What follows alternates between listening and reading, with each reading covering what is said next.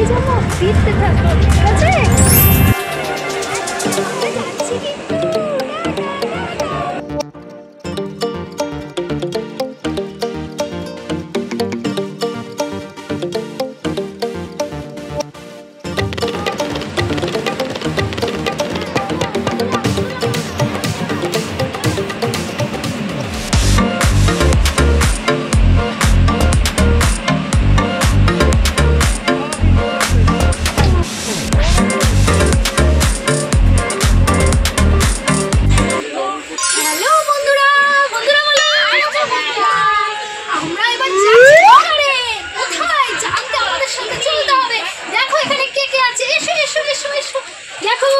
এটা হলো কিয়ানের দিদুন, এটা হলো কিয়ানের পিপি, এটা হলো কিয়ানের দিদি, এটা হলো কিয়ানের মোমো, এটা হলো কিয়ানের দাদা ভাই।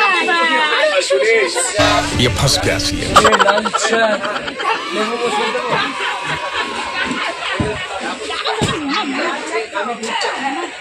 বাবা লাল চা খাও। এই যে এটা হলো কিয়ানের দাদু, আমি লাল চা খেতে পারি না, আমাকে দুধ চা। তো বন্ধুরা এখন আমাদের ট্রেন স্টেশন ছেড়ে গন্তব্যের দিকে রওনা দিল। চলো তোমরাও আমাদের সাথে চলো।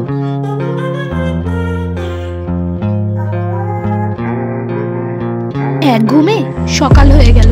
ওই যে ট্রেন থেকে সূর্যি মামাকে দেখা যাচ্ছে।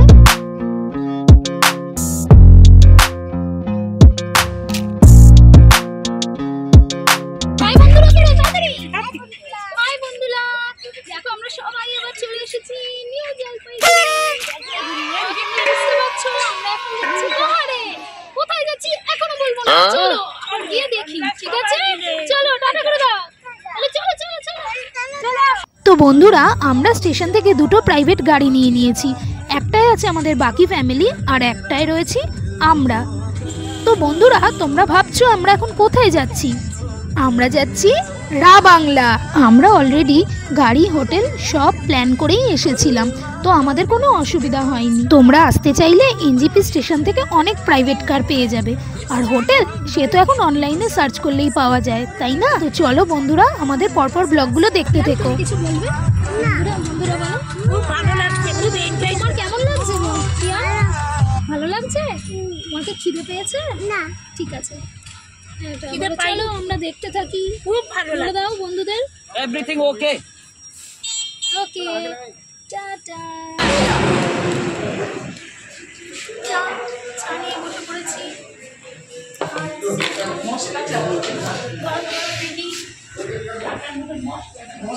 আরেকটা দিচ্ছি আদা। হ্যাঁ আরেকটা, আটটা হবে তোমার ম্যাগি। আচ্ছা এখন না এখন না ছবি তুলে নাও। এই নাও সাজিয়ে দিয়েছি। এভাবেই পথে যেতে যেতে একটা ছোট্ট ব্রেক নিয়ে এই গাড়িটা করেই আমরা পৌঁছে গেলাম আমাদের রা বাংলা হোটেলে। দেখো কিয়ানের সাথে কত ফটো তুলেছি, তোমাদের সাথে শেয়ার করলাম। এই দেখো না আমাদের হোটেলটা, হোটেল ডিজংরি। এটা রা বাংলায়, খুব সুন্দর হোটেলটা, কিন্তু মারাত্মক ঠান্ডা। আমরা যখন গেছি প্রায় -4। বুঝতে পারছো তো অবস্থাটা? চারিদিকে ঘন কুয়াশা, এর মধ্যে ভিডিও করা অসম্ভব। তাও ছোট বাচ্চা নিয়ে বাইরে বেরোনো, তবুও বেরোলাম একটুখানি বাইরের পরিবেশটা দেখতে এবং তোমাদের দেখাতে। ঠান্ডা হলেও খুবই সুন্দর পরিবেশ। দেখো আমরা কিছু ফটোও তুলেছি এখানে, কেমন লাগলো কমেন্টে জানিও। Thanks for watching.